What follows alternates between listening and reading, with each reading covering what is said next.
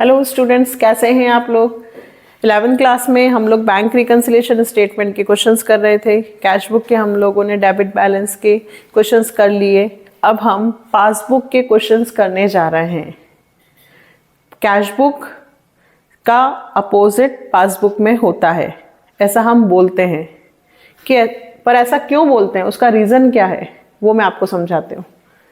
अभी तक हमारे पास कैश बुक थी और हम कैश बुक से कहाँ पर जाते थे, पासबुक पर।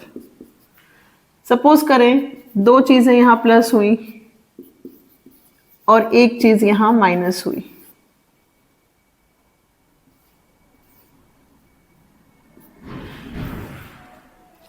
ये है कैश बुक और कैश बुक से हम कहाँ आ रहे थे, अभी पासबुक पर। ठीक है, यहाँ का बैलेंस था 50,000।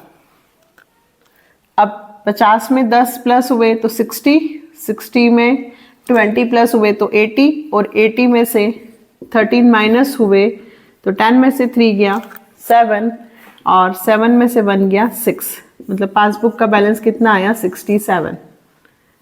10 प्लस 20 प्लस और 13 माइनस। ठीक है, ये कैश बुक का बैलेंस था और हमने ये प्लस करके हम कहाँ आए, पासबुक पर।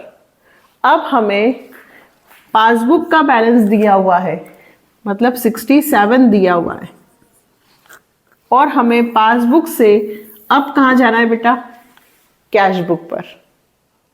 तो अब मैंने जो 13,000 माइनस किए थे वो 13,000 क्या हो जाएंगे, प्लस, और जो 20 माइनस थे प्लस थे वो माइनस, और जो 10 प्लस थे वो माइनस।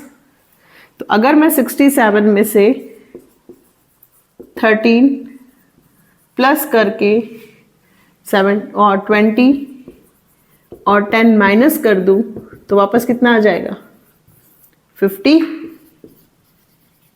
तो आपको समझ में आया हम ऐसा क्यों कहते हैं कि कैश बुक से पासबुक पे जाते हैं तो प्लस होता है, माइनस होता है, और यदि हमें पासबुक से कैश बुक पे जाना होता है तो हम उल्टा करते हैं, अपोजिट करते हैं। तो वो क्यों करते हैं समझ में आया। 67 में आपने 13 प्लस किए तो कितना आएगा, 80। 80 में से 20 गए 60, 60 में से 10 गया 50। मतलब अगर कैश बुक से पासबुक पे आना है तो जो चीज़ें हम प्लस करते थे और जो चीज़ें हम माइनस करते थे, अब हमें उसका अपोजिट करना होगा, क्योंकि अब हमारे पास पासबुक का बैलेंस है। अब हमारे पास कौन सा बैलेंस है, पासबुक का, और हमें कहाँ जाना है, कैश बुक पर।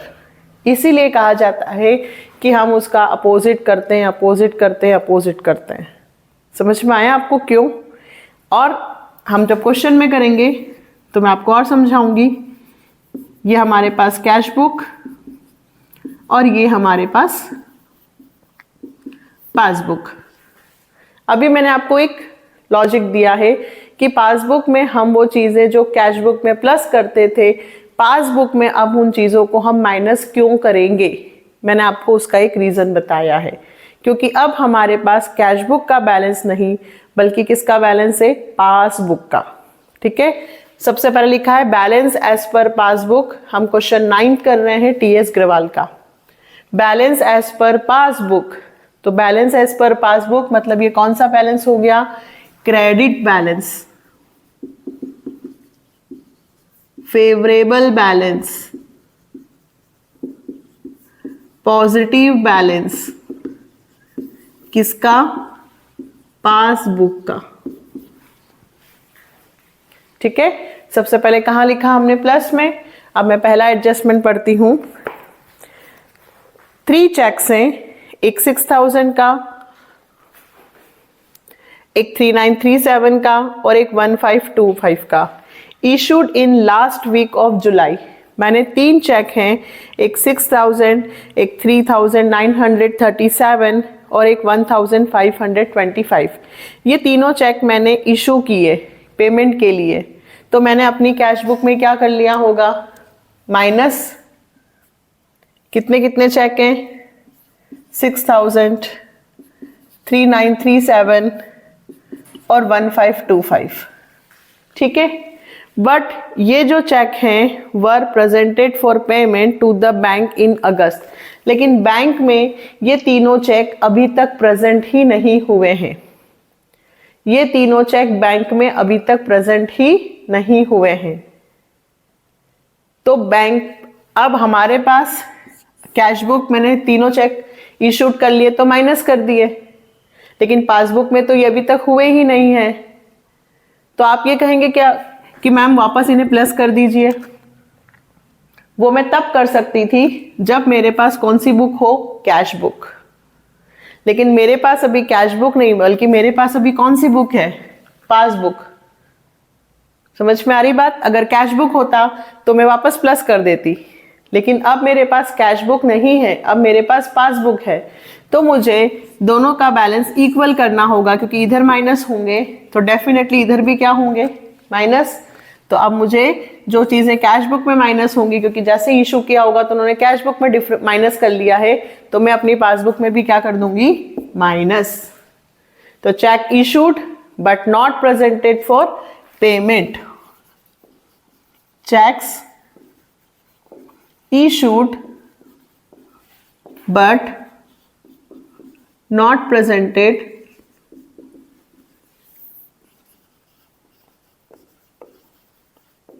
for payment। कितने चेक है बेटा, एक 6000, एक 3937 और एक 1525। यही 3 चेक्स हैं हमारे पास। हम इनका टोटल कर लेते हैं, 6000, 3937 और 1525, 11462।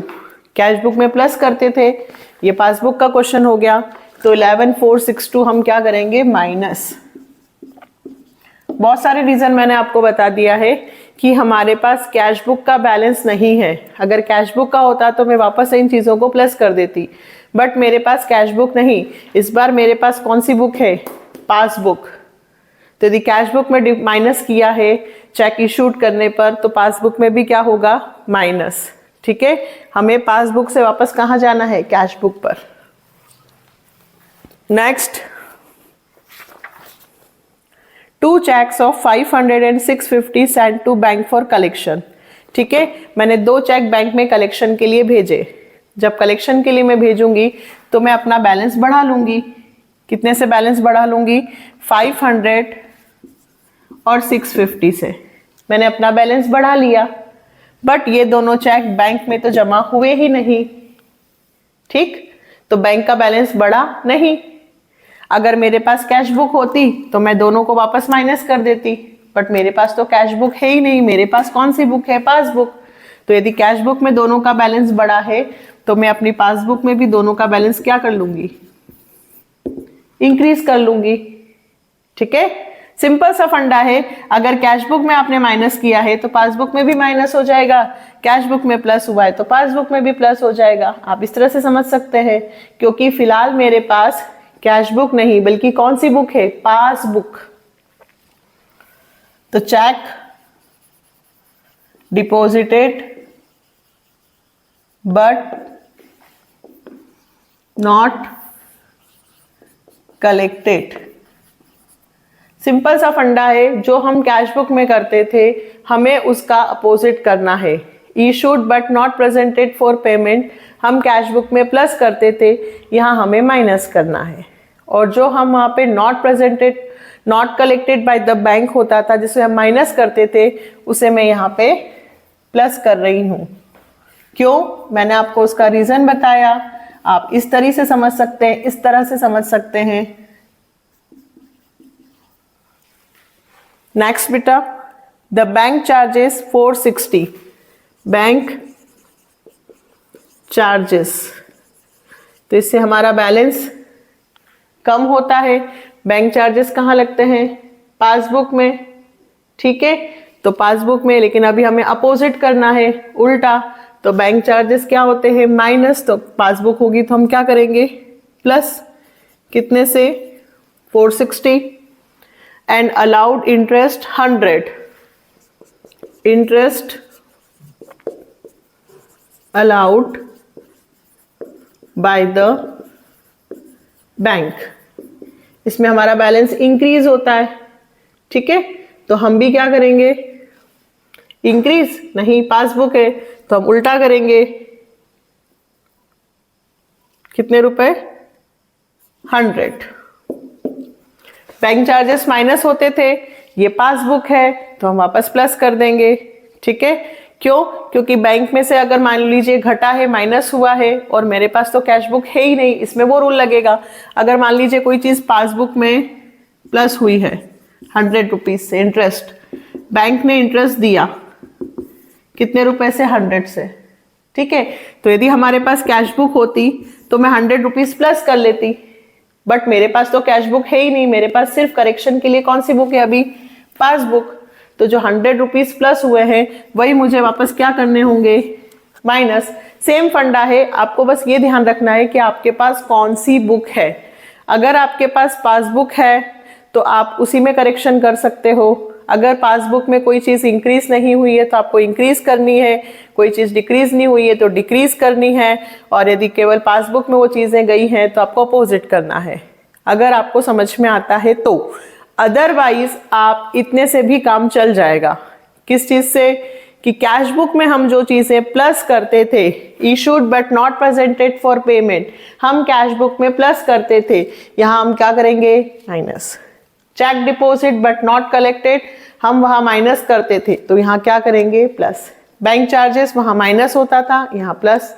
कभी भी इंटरेस्ट, डिविडेंड या कोई भी चीज बैंक हमें देती थी तो हमारा बैलेंस इंक्रीज होता था तो हम प्लस करते थे, लेकिन अभी हमारे पास कौन सी बुक है, पासबुक, तो हम क्या कर देंगे, माइनस। अब हम अपना आंसर निकालेंगे।